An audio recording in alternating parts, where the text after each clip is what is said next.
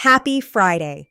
Today, I want to talk about a topic that is incredibly tough, but something we help families across Wisconsin all the time. When you are going through a divorce, the marital home is usually the biggest hurdle. The problem with trying to sell a house on the traditional market during a separation is that it forces two people who are trying to separate their lives to stay closely connected for months. You suddenly have to agree on who is paying for the new roof, who is keeping the house clean, and who has to leave during the weekend open houses. Every single step becomes a negotiation, and it just prolongs the emotional exhaustion. At Fair Deal Homebuyers, we offer a completely different option. We act as a neutral third party to give you a clean break. We buy houses for cash, completely as is. That means no fighting over repair costs, no staging, and no open houses. We help you liquidate the property quickly and quietly, so the equity can be divided and both of you can finally start your next chapter. If you are navigating this right now, please reach out. We offer completely confidential, no-pressure conversations.